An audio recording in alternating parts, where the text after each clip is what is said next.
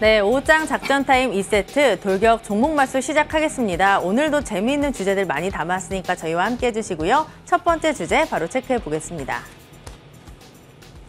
네, 첫 번째 주제 저희가 좀 바꿔봤습니다. 저희가 속보로 내놨는데요. 아베 신조 전 일본 총리가 선거 유세 중 쓰러졌다라는 소식입니다. NHK의 보도에 따르면 총소리가 들렸고 현재 심폐 정지 상태라고 하는데요.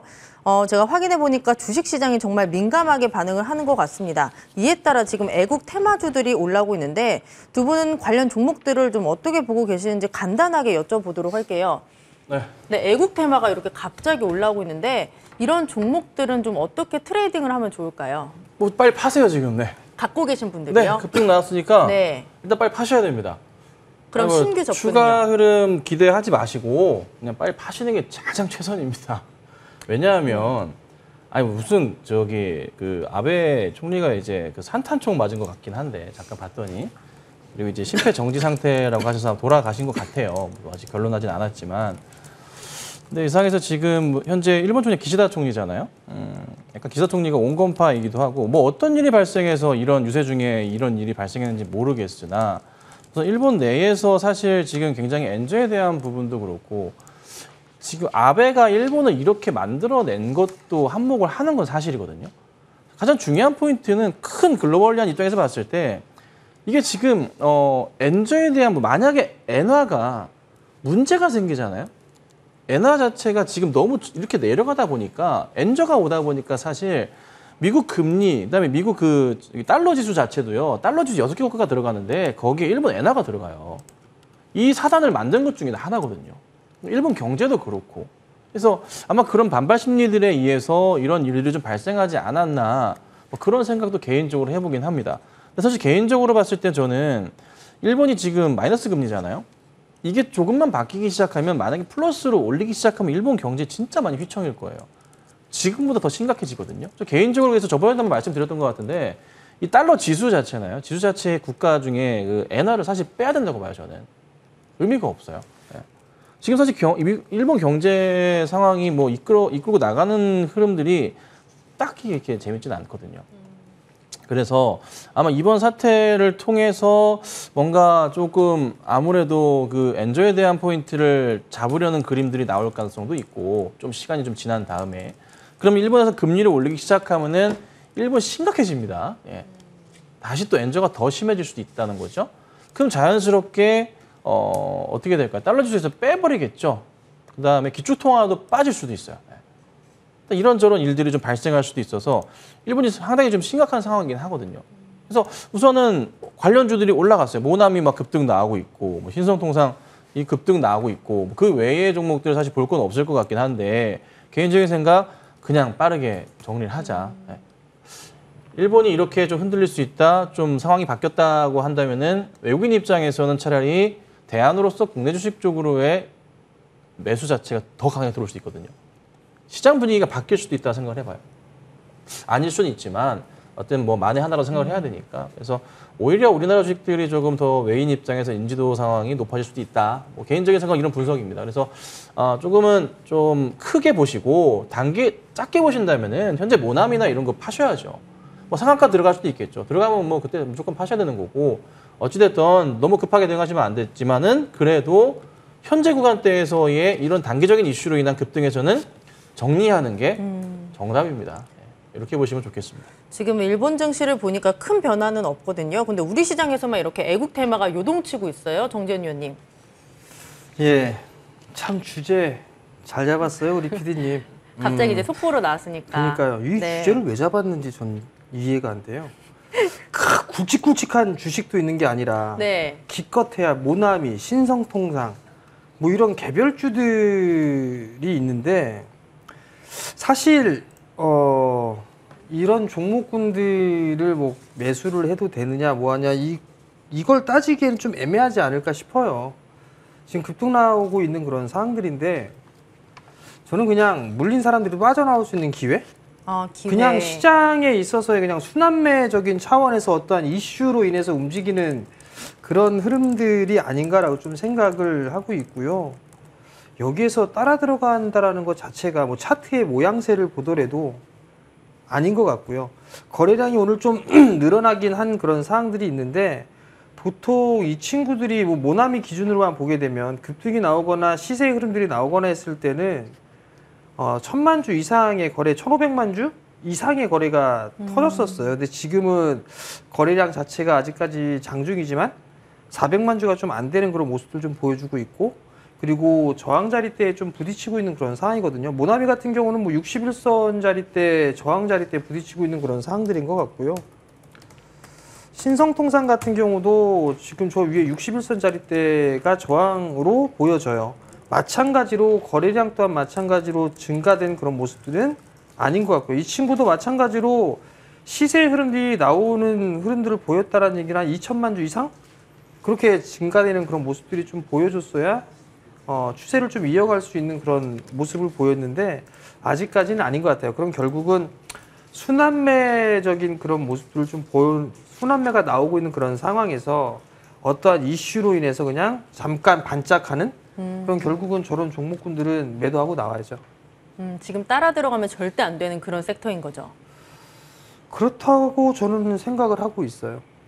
사고 싶으세요? 아니요.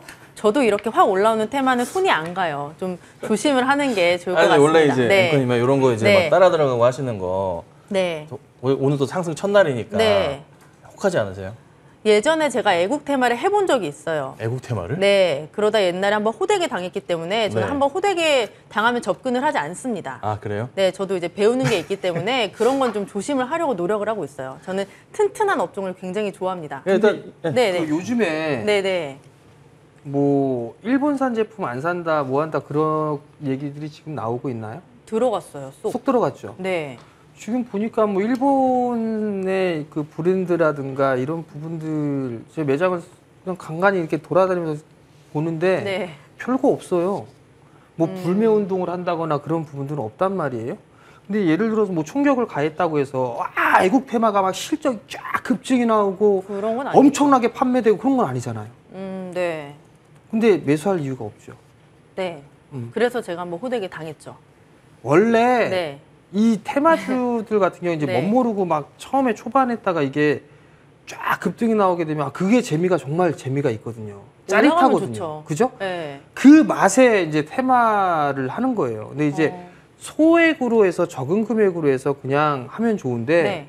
이게 점점 그 맛에 빠져들게 되면 점점점 베팅하는 금액이 점점점 늘어나요. 맞아요. 환상에 빠지기도 하거든요. 그렇죠. 그러다가 뭐 손실 보고 하게 되면 빠져나오지 못하는 그런 테마니까 결국은 대응이 좀 필요한데 네. 대응이 안 되면 아예 그냥 생각을 안 하는 게 더 좋지 않을까 싶습니다. 네, 이렇게 첫 번째 주제 테마주에 대해서 간단히 이야기를 나눠봤습니다. 참고해 보시길 바라고요. 두 번째 주제로 바로 넘어가겠습니다. 네, 삼성전자 어제 실적이 나왔죠. 대내외 악재 속에서도 2분기 77조 원대 매출을 달성하며 실적 방어에 성공했습니다. 하지만 주가는 계속 하방으로 밀렸는데요. 7만 전자, 6만 전자, 5만 전자까지 이제는 주가가 좀 올라와줬으면 좋겠는데 그 방향성에 대해서 좀 알아보도록 하겠습니다. 삼성전자 제가 좀 찾아보니까 뭐 바닥이다라는 얘기도 있고 아니면 또 매크로 악화에 주가 하방 압력을 덜어내기는 아직은 어렵다라는 분석들이 좀 엇갈리고 있어요. 옛날에 뭐 10만 전자 얘기까지도 나왔는데 지금은 4만 전자 얘기까지 또 나오고 있어요. 정말 극과 극으로 갈리고 있는데 그래도 오늘은 분위기가 좋습니다. 우리 김선윤 의원님. 그 하나 고민을 해봐야 될 게 네. 일단 삼성전자 뭐 하나의 종목으로 보기보다는 이제 뭐 글로벌 그 지수와도 연관성이 워낙에 좀 크다 보니까 같이 좀 봐야 될 것 같은데요. 큰 흐름을 좀 고민을 해봐야 될 것 같아요. 시장이 우리가 지금 생각했던 게 어떻게 갈 것인가에 대해서 봐야 될 것 같고 거기에 반도체주들이 어떤 움직임을 할 것인가. 사실 어제 뉴욕 증시의 반도체주들 되게 좋았어요. 이유가 삼성전자가 굉장히 잘 가졌고 실적이 그랜드로 예상치 부합했기 때문에 또 그런 흐름들이 있었습니다. 그래서 굉장히 좋은 모습이었고 그리고 반도체 업황을 살펴보자면은 뭐 지수 자체도 나쁘진 않은 그런 흐름도 나와주고 있고 근데 고민을 해볼 게 이거예요. 항상 이 IT 관련주들은 금리에 조금 민감하단 말이에요. 뭐 국채금리의 상승과 더불어서 나스닥 기술주들이 하락하는 흐름도 나오고 금리가 올라가면 당연히 또 그에 따른 대출에 대한 또 부채에 대한 부분도 영향을 좀 받다 보니까 자연스럽게 영향을 받으면서 하락 흐름이 좀 강하게 나오긴 하는데 사실 이게 이미 고민해봐야 될 건 뭐다? 이미 우리가 주가에 이미 다 반영이 된 상황이잖아요. 금리가 2.5, 3%까지 갈 거라는 영향 자체. 현재 상황에서 봤을 때 금리 3%, 미국 금리 기준으로 3% 수준까지의 지수는 영향을 받은 상황이에요. 이 상황이라 만약에 이번 달에 뭐 금통위도 그렇고 FOMC도 그렇고 금리를 뭐 빅스텝 자이언트 이상으로 한다고 한들 크게 시장 자체에 영향을 주지 않을 거라는 거죠. 지표에 대한 부분도 고민스럽겠지만 그 지표 상황에 따라서 아주 잠깐의 단계적인 출렁임이 있겠지만은 썸머 랠리에 대한 흐름에서의 포인트에서 살펴봤을 때는 사실 영향 자체는 굉장히 제한적일 거예요. 유가가 지금 다 이제 계속적으로 흘러내리는 분위기로 가고 있는 거고 오늘 아침에도 다시 한번 기사가 나왔지만은 바이든 대통령이 사우디에 가가지고 만난다고 했다가 또 다시 안 만난다고 했다가 다시 또 왕자를 만나러 간답니다. 만난대요. 그러니까 실리를 따지는 거예요. 유럽도 그렇고 미국도 그렇고 지금 러시아와 우크라이나 전쟁 관련해서 크게 스트레스 받고서 어떻게든 자국에 조금 약간 실리를 그러니까 좀 뭐라 그럴까요? 좀 자세를 잡으려고 했던 모양새들 명분을 찾으려고 막 어떻게든 대응을 했지만 지금은 그게 아니라는 거예요. 그러니까 실리를 찾아서 한다는 거고 독일 같은 경우에도 화석연료를 쓴다고 할 정도로 심각한 상황이라는 거죠. 그러니까 지금 보면 또 재밌는 것은 뭐다? 그래서 이미 올해 초 작년 말부터 해서 이미 이 상황들을 예측했던 여러 대형 기관들이나 회사들 같은 경우 뭐 하고 있습니까? LNG선 발주를 진짜 시원하게 하고 있습니다.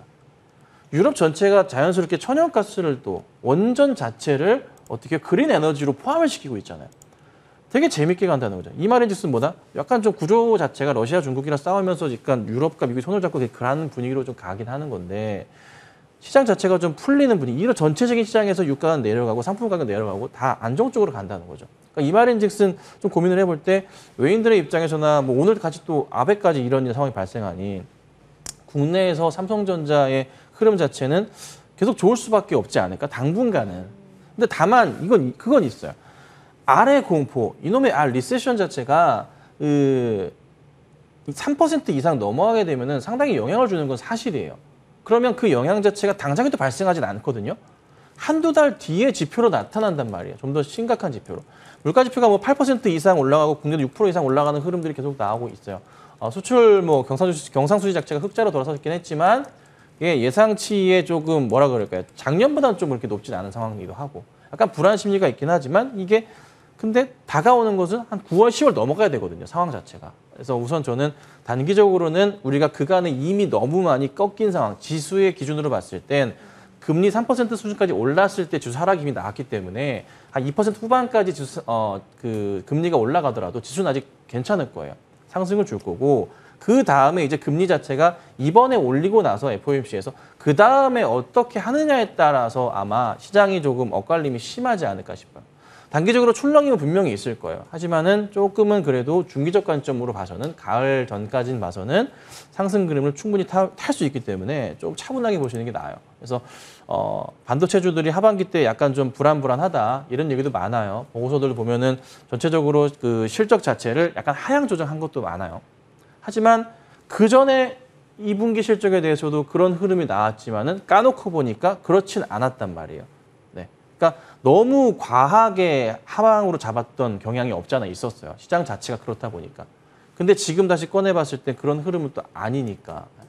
그래서 조금은 생각하셨던 것보다는 시장이 덜 빠지거나 안정적으로 움직일 가능성이 높으니까 어느 정도 바닥이라 보시고 대응하셔야 되고 삼성도 환율이 조금만 잡아주기 시작한다면 또 금리 자체가 또 안정적으로 바뀔 수 있기 때문에 금리 영향을 덜 받을 수 있기 때문에 상승 추세를 이어가지 않을까. 그래서 저는 뭐 충분하게 지금 가격도 메리트는 크다는 판단입니다. 네, 삼성전자 지금 수급을 살펴보니까 외국인의 매수세가 조금씩 또 유입이 되고 있어요.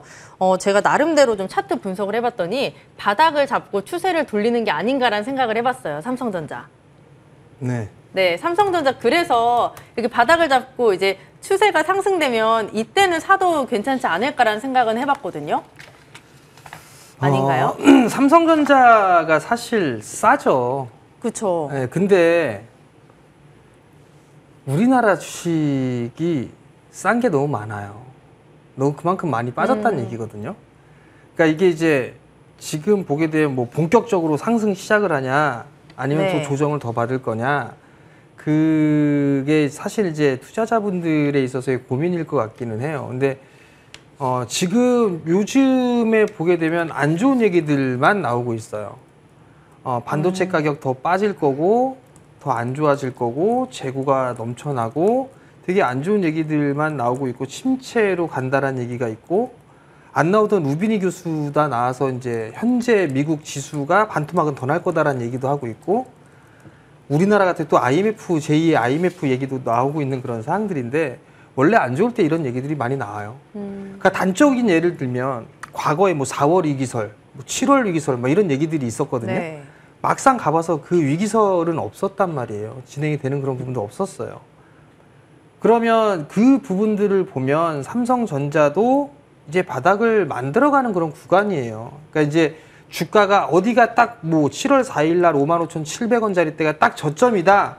이거를 얘기할 수는 없어요. 여기서 더 밀릴 수도 있고 등락이 거듭할 수도 있는 그런 상황을 거치면서 지수를 만들어가는 과정을 좀 보일 건데 삼성전자 같은 경우가 이제 중요한 부분들이 삼성전자하고 삼성전자 우선주 이 두 종목이 시가총액에 차지하는 비중이 원체 크다 보니까 시장에 변동을 좀 생기게 만들 수가 있어요. 그러다 보니까 종목군들이 못 올라가는 거고 삼성전자의 주가가 안정돼 있는 그런 모습들을 보여야지만 코스닥 시장도 좀 괜찮을 수가 있어요. 뭐 IT 소부장 쪽부터 시작해서 파급되어져 있는 그런 종목군들이 좀 많기 때문에 그래서 삼성전자가 좀 중요하지 않나라고 좀 보여지고요. 네. 지금 구간에서는 저는 개인적으로 바닥권역이다라고 좀 보고는 있어요. 다만 이제 여기서부터 다시 저점을 안 깰 거냐, 뭐 7월 4일 날 그 나왔던 저점 자리대를 안 깰 거냐, 그럼 그건 모르겠어요. 솔직히 확언은 못 드리겠어요. 다만 제가 지금 예상하고 있는 그런 부분들은 서브프라임 때 2008년도에서 2009년도, 2008년도에서 바닥을 잡아가기 시작을 하고 바닥을 탈피를 했던 그 시기가 약 5개월 정도가 있었어요. 물론 변동성이 상당히 좀 크게 나오면서 5개월이라는 시간이 흘렀어요. 그러면서 바닥을 만들어가고 반등이 이어지는 그런 모습들이 좀 나왔었거든요. 저도 이런 식의 삼성전자도 이런 식의 모습이 나올 걸로 좀 예상을 하고 있어요. 그러면 지금 보유를 하고 계신 분들이라면 사실 마음이 아플 거예요. 계속 빠진다라고 생각을 했었으니까. 그럼요. 지금은 보유를 할 수밖에는 없어요. 그리고 만약에 추가 매수를 한다라고 하게 되면 좀 밴드를 넓게 잡아서 해야 되는 그런 사항들이고, 그리고 기간적인 부분들도 좀 더 길게 가져갈 수밖에는 없을 거예요. 왜냐하면 이게 반도체 가격이 계속적으로 하락하고 있고 그 하락이 내년도 1분기 정도에 마무리가 좀 될 거다라는 전망이 좀 나오고 있는 그런 사항들인데 주식이 6개월 정도 선행한다라고 했을 때는 3분기 정도거든요. 저점을 찍는다라는 생각은. 그러면 3분기 정도에 어느 정도 바닥이 좀 나올 가능성이 높다라고 좀 보고 싶고요. 그다음에 또 하나는 반도체 사이클로 보더라도 지금 하락기가 딱 마무리가 되는 시기가 내년도 2분기 정도가 될 거예요. 그러면 그 시기와 맞물리는 부분들을 봤을 때는 3분기가 지금 이제 3분기잖아요. 지금 자리대에서 어느 정도 바닥권역은 좀 나오지 않았을까, 저는 그렇게 좀 생각을 하고 있습니다. 저는 삼성전자보다는 그래도 그 소부장 쪽에 관심이 많은데 그쪽에서 탑픽 업종이 있을까요? 소부장? 소재, 부품, 장비. 근데 이게 지금 보면 소재, 지금 이게 장비, 소부장, 그러니까 소재나 장비나 이런 쪽을 따져보게 되면 네. 장비주들이 훨씬 더 많이 빠졌어요. 그러니까 반도체 장비뿐만 아니라 디스플레이 장비도 되게 많이 빠졌는데 문제는 경기가 안 좋다, 침체로 들어간다 얘기하다 보니까 투자를 해야 되는 그런 부분들이 있는데 계속 지연되는 그런 움직임이 있어요. 그러니까 예를 들어서 뭐 SK 하이닉스가 얼마를 투자를 할 거고 삼성이 얼마를 투자를 할 거고 그런 부분들은 정해져 있지만 이게 투자 계획 따라 진행되는 그런 부분들이 아니라 좀 지연되는 그런 모습들이 좀 보여주고 있거든요. 투자를 안 할 건 아니에요. 지연이 되고 있는 그런 부분들이 문제고, 그러다 보니까 장비주들이 좀 밀리는 그런 모습들을 좀 보여주고 있는 그런 상황들인데, 단적으로 종목을 보면 네. TCK라는 기업이 있어요. TCK. 작년 4월 달에 거의 24만 7천 원대까지 움직였었거든요. 근데 지금은 주가가 반토막이에요. 고등어도 아니고 11만 4천 원이에요. 지금 주가가. 근데 웃긴 건 이 친구가 올해 최고 실적이에요. 예상을 하는 건. 계속 매출이나 매출도 늘어나고 기업의 실적도 계속 늘어나는 그런 모습들을 좀 보였거든요. 네. 그럼에도 불구하고 주가는 너무나 많이 빠졌어요. 왜 그렇다고 그래요?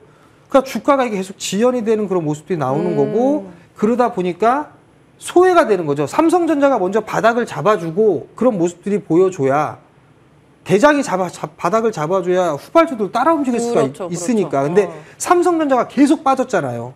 그러다 보니까 소부장도 계속 밀려 내려온 그런 상황들이고 그럼 삼성전자가 바닥을 잡아주는 그런 모습들이 나오게 된다라면 소부장 쪽 같은 경우는 다 움직임이 나올 수가 있을 거란 말이에요. 그렇기 때문에 삼성전자가 중요하다라는 거는 빠지면 안 된다라는 것도 중요하지만 삼성전자가 그래도 중심을 잡아줘야 시장의 흐름들이 좀 양호하게 진행이 될 수가 있기 때문에 삼성전자가 중요하다라는 거고 그리고 가격적인 측면이나 밸류적인 측면을 봐도 삼성전자는 싸요. 빠질 만큼 빠져 있는 그런 상황들이고 반도체 가격이 떨어져서 빠진 거다라고 하게 되면 삼성전자보다 SK 하이닉스가 더 빠져야 돼요. 근데 삼성전자보다 SK 하이닉스가 오히려 탄력도 면에서는 더 강하게 나온단 말이죠. 네. 그러면 반도체뿐만이 아니라는 얘기거든요. 봤을 때 그냥 시장의 상황이 아닌가라고 좀 보여져요. 시가총액 비중이 크니까 삼성전자를 밀어버리면 지수가 떨어지고 그럼 신용 반대 매매가 나올 수가 있고 삼성전자 밀림으로 인해서 다른 종목군들 같은 변동성을 커지게끔 만들 수가 있으니까 그래서 신용을 털어버리는 그런 뭔가의 수작?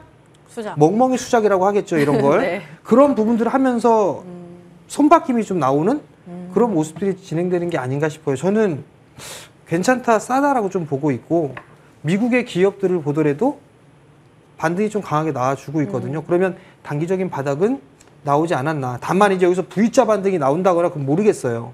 다만 제가 생각하고 있는 건 시간적인 여유를 갖고 한 3개월이든 4개월이든 그만큼의 박스 구간에서 진행되지 않을까 주가는 저는 그렇게 좀 생각을 하고 있습니다. 제가 질문 딱 하나만 선윤 위원님께 하나 더 할게요. 네. 유튜브 댓글에 삼성전자 10년 기다리면 본전 회복 가능한가요? 말씀해 주세요라고 이렇게 해주셨는데 명확하게 좀 OX로 해주세요. 10년 정도 기다리면 본전 올까요? 진짜 그런 글이 있었어요. 네, 유튜브 있었어요. 댓글을 수시로 보는데 네. 제가 놓친 것 같은데 네, 지금 막 올라왔어요. 10년 기다리면 본전 회복이 가능할까요? 본전이 어느 정도인지 모르지만 10년 생각하신다면 한 7만 원, 8만 원? 충분하게 투자에 성공할 수 있으실 분이라 생각을 하고 다른 건 다 보지 마시고요. 삼성전자의 한 주봉이나 월봉 열으셔가지고 고점만 몇 년씩 갔는지만 체크하셔도 해답은 있어요. 그러니까 삼성전자가 보통 고점이 계속 주기적으로 바뀌었던 게 아무리 좀 길게 가더라도 한 30년 정도 차트를 열어보면요.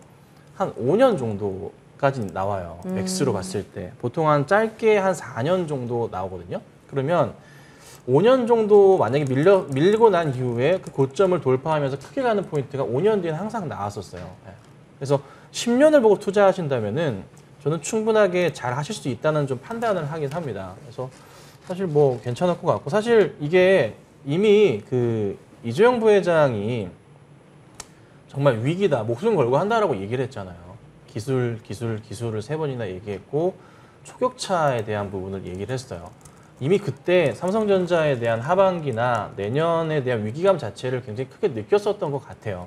그래서 지금 되게 중요한 기로에 있기 때문에 자기 스스로도 그 목숨을 걸고 한다고까지 표현을 했던 거고 이미 그 삼성전자에 대한 좀 어느 정도 답을 그때 당시 줬던 게 아닌가 싶기도 해요.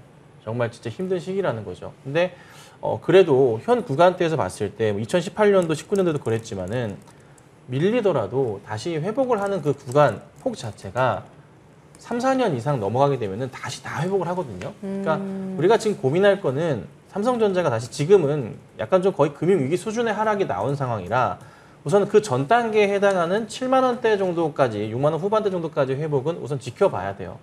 그리고 나서 횡보를 하면서 8만 원, 9만 원대를 갈 수 있을지 여부를 좀 체크를 해봐야겠지만 우선은 거기까지 회복 1차적으로 나와줘야 되고 그리고 시간은 꽤 걸릴 수도 있어요. 근데 하지만 10년은 너무 진짜 장기 플랜으로 보시는 것 같고 정말 좋은 자세인 것 같고요.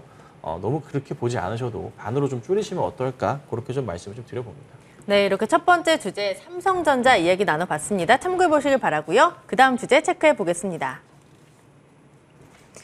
네, 증시 악재, 금융 규제 강화되고 있지만 외국인의 은행주 투자는 계속되고 있습니다. 기준금리 상승에 따른 최대 실적 전망 나오고 있고요. 또 배당 확대 기대감도 커지고 있는데요. 올해 초부터 7월 6일까지 4대 금융지주에 대한 외국인 순매수가 2조 4,712억을 기록했다라고 합니다. 이제 외국인을 따라서 개인도 매수를 해봐도 좋을지 두 분의 의견 OX로 확인해 볼게요. 개인이 사도 될지, 은행주를 지금 사도 될지 확인을 해볼게요. 하나, 둘, 셋. 애매하긴 한데. 네, 두 분의 의견이 갈렸네요. 정지훈 의원님 먼저 여쭤볼게요. 은행주 지금 사면 안 되나요?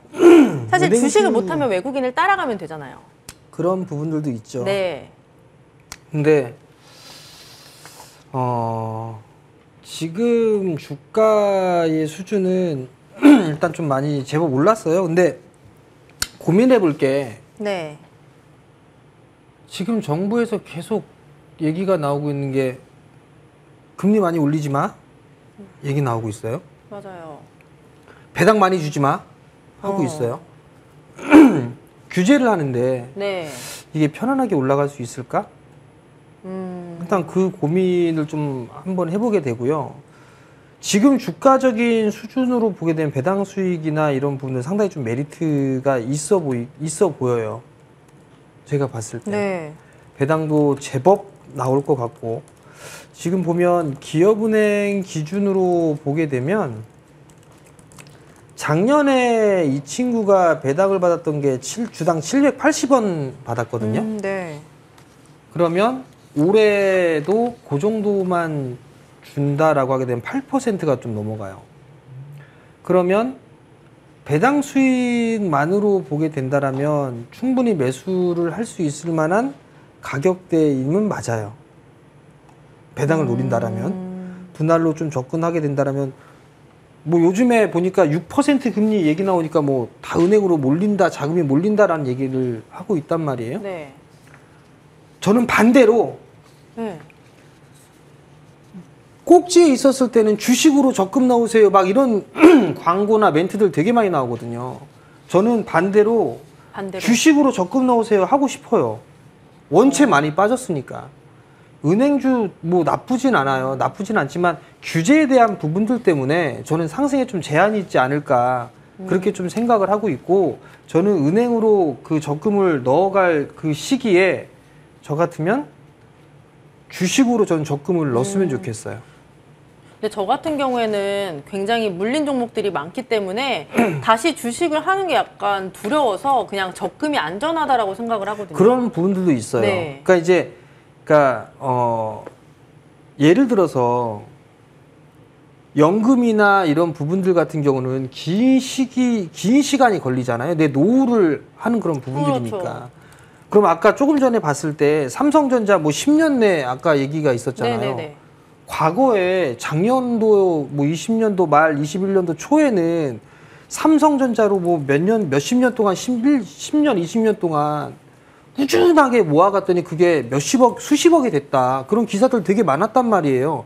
근데 그런 기사 쏙 들어갔어요. 이제는 안 나와요. 네. 웬수예요, 삼성전자는. 개인들한테. 네. 계속 그렇죠, 물려서 맞아요. 빠지기만 했으니까 웬수예요. 그런 희망이나 이런 건 없어요. 좋은 얘기 싹 들어갔어요. 오히려 안 좋다고만 얘기가 나오거든요. 네. 그럼 반대로 이렇게 많이 빠졌으니까 사야죠. 왜 안 사요? 주식은 네. 싸게 사서 비싸게 파는 거잖아요. 시세 차익이잖아요.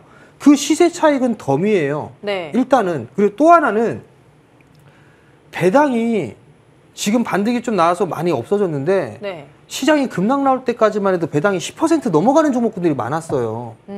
안전한 우량주가. 하다못해 한때 성장 섹터다라고 하는 현대차 우선주가 6%가 넘었었어요. 실적이 최고 실적이고 배당까지 6%가 쫙쫙쫙 나오게 되면 주가에 대한 시세 차익은 덤인 거고 배당 수익도 마찬가지거든요. 그러니까 이게 장기 플랜으로 봐야 되는데 단기적인 생각만 하다 보니까 그러다 보니까 아우 너무 길어. 맞아요. 그 생각을 하게 되는 거고, 제가 장담하는데 단기로 해갖고서 성공할 확률은 그렇게 많지가 않아요. 100명 하게 되면 2~3명 성공할까 말까예요. 근데도 불구하고 그 단기의 시세만 따라해요. 실패할 확률이 97%, 성공할 확률이 3%예요. 3%도 아마 안 될 거예요. 근데 많은 개인 투자자들은 실패하기 확률이 높은 단기 거래로 해요. 97%가 되는데. 그러면 장기 투자를 하면 돼요. 나는 이 주식은 시간을 내 편으로만 만들면 돼요. 그래서 신용, 미수, 스탁론 이거 안 쓰면 돼요. 시간을 내 편으로 만들면 기본적으로 실적 베이스가 있는 애들은 분명히 값어치를 해줄 거예요. 보상을 해줘요. 시간값만 있으면. 근데 그걸 못 참는 거죠. 이상입니다. 네. 제가 혼나는 느낌이 들어가지고 지금 등에 땀이 약간 나는데 혼내시는 거 아니죠? 아, 그럼요. 네. 그러니까 이게 저도 단기 거래를 네. 많이 했었어요. 네. 예전에는 그런 생각이었었어요. 삼성전자도 수익 안 주면 잡주. 삼성전자가요? 그렇죠. 관리 종목이라도 수익 주면 우량주. 아. 단기 거래하는 사람들의 특성이에요. 개별주든 뭐든 수익을 주면 우량주 최고. 그쵸, 나한테만. 삼성전자, 현대차라도 수익 안 주면 잡주. 단기적인 거래 하시는 분들의 습성이에요. 기본적인. 근데 그게 나중에 되게 되면 결과가 그렇게 썩 좋지가 않더라고요. 네, 우리 김선윤 의원님. 네. 외국인들이 지금 뭐 은행주를 많이 사고 있는데 우리도 따라가 봐도 저는 괜찮을 것 같긴 해요. 이게 외인들이 최근에 보면은 이제 가장 많이 산 게 이제 우리금융이라고 하잖아요. 네. 정말 많이 샀더라고요. 1조 이상의 매수가 좀 들어왔어요. 꾸준하게. 근데 주가는 상당히 많이 빠졌어요.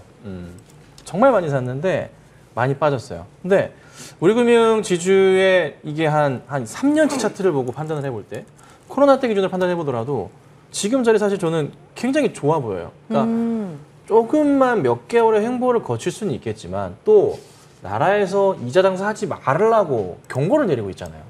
가만 안 둔다고. 이자 장사 하기만 해. 서민들 괴롭히기만 해. 하긴 하지만 그래도 일정 부분 수익은 올라갈 거라는 거죠. 그러니까 외인 입장에 봤을 때도 메리트가 좀 큰 상황이다 보니 사실 다른 종목을 그렇게 삼전을 팔 때 외인들은 우리금융이나 뭐 하나금융이나 이쪽으로 많이 쏠리는 현상들이 나오기도 했어요. 그리고 계속 강조드리지만 배당에 대한 매력도도 좀 컸던 것 같고 그리고 많은 자금을 넣기에 우리금융 지주 같은 경우도 상당히 좀 편하게 살 수 있다 보니까 근데 사실 이 우리금융 살펴보자면 시총이 8조 3천억인데 외인들이 최근 들어서 1조 이상을 샀거든요. 진짜 많이 산 거예요. 그럼 외인들이 언제쯤 이걸 털 계획으로 하냐 그 고민을 진짜 해보긴 해야 될 것 같아요.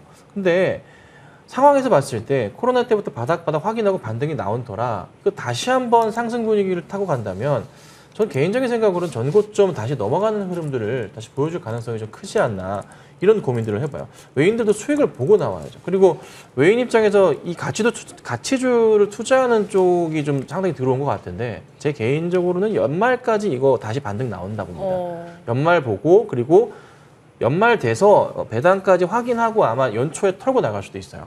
그리고 이제 3월달에 배당 받고 나가는 포인트로 갈 수가 있으니까 우선은 차분하게 저는 대응하자 말씀드리고 탑픽주로서는 우리금융 지주 말씀드려봅니다. 이 종목 너무나 제가 봐도 차트로도 완벽한 머니 차트에 해당합니다. 그래서 같이 보시면 좋지 않겠나 이렇게 좀 말씀드리겠습니다. 네, 은행주 얘기하고 배당주 얘기하다 보니까 저는 또 생각이 나는 게 보험주가 있어요. 보험주도 괜찮을 것 같거든요. 우리 김선인 의원님, 네. 보험주는 또 어떨까요?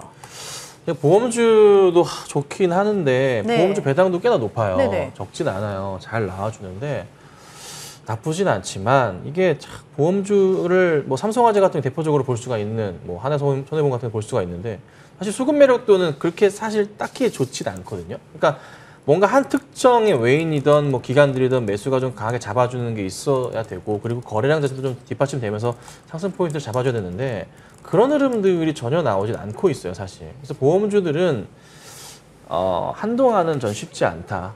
시장에서도 보면은 뭐 2년치, 10년치 차트를 열고 지금 보고 있긴 하지만 이게 지금 코로나 때 가격에서도 그때 당시에도 막 큰 폭의 상승은 없었거든요. 네.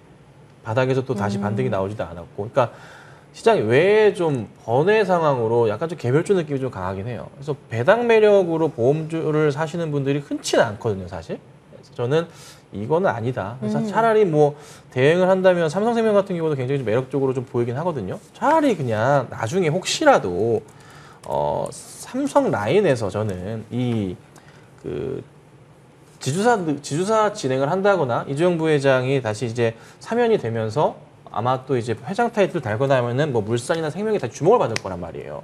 그 관점으로 보는 거는 좀 괜찮다 보지만 다른 이제 관점으로 배당 관점으로 보험주들은 저는 정말 아니지 않나 이렇게 좀 보고 있습니다. 정재현 의원님, 네. 보험주는 어떨까요? 보험주도 고배당주에 들어가는데요. 네. 그러니까 전에도 좀 말씀을 드렸다시피 어려워지면 네. 모르겠어요. 보험부터 다른 해지. 분들은 모르겠는데 제가 그랬더라고요. 네. 어려웠을 때 보니까 적금 먼저 깨고 보험 깨고 막 그러더라고요. 그러다 보니까 이게 만약에 경기가 안 좋아지는 게 좀 길어지게 된다라면 좀 더 안 좋아지지 않을까? 그래서 생보보다는 화재 보험 쪽이 조금 더 낫지 않을까라고 좀 생각을 화재 하고요. 보험. 예. 그리고 그냥 우량한 걸로 따져보게 되면 지금 주가 수준에서 보게 되면 현대해상이 작년 기준으로 했을 때 지금 기준으로만 보게 되면 약 한 5%가 조금 안 되거든요. 메리츠 화재 같은 경우에 주가가 배당도 별로 안 돼요. 메리츠 화재 같은 경우도. DB 손해보험 같은 경우도 그렇게 썩 높은 편은 아니에요. 6%가 다 안 되네요. 그럴 바에는 차라리 자동차 섹터 되게 좋다며요. 네. 성장할 거라며요. 네. 그러면 현대차 우선주를 한번 보세요. 현대차 우선주 지금 주가가 87,100원이거든요. 근데 작년에 배당주 그 현대차 우선주의 배당은 5,050원 줬어요. 그러면 지금 68, 48, 64, 6%가 조금 안 되거든요. 네.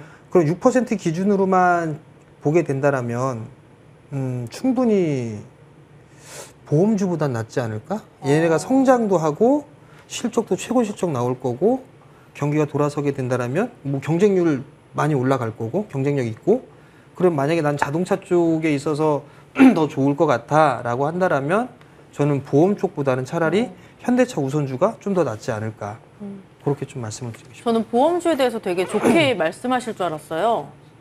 그러니까 이제 배당이 막 정말 고배당이다 네. 이렇게 되진 않아요. 오히려 은행주가 훨씬 더 많이 주죠. 고배당의 기준이 어느 정도일까요? 그때그때 다른데 적어도 네. 시중의 금리보다는 그래도 2배 이상은 높아야 되지 네. 않을까 싶거든요. 근데 이제 그래서 계속적으로 좀 말씀을 드렸던 게 배당 수익이 지금 최신저가를 찍었을 때에도 배당 수익이 10%짜리들이 좀 있었어요. 아니면 난 부동산 쪽 하게 되면 리츠 쪽도 나름대로 최근에 좀 급락했던 종목군들도 있거든요. 그럼 리츠 쪽도 괜찮을 것 같고요. 리츠. 네. 이렇게 은행주까지 알아봤습니다. 참고해 보시길 바라고요. 우리 김선인 의원님, 오늘 또 무료 방송 있잖아요. 네, 지금 제가 방송은 켜놨는데요.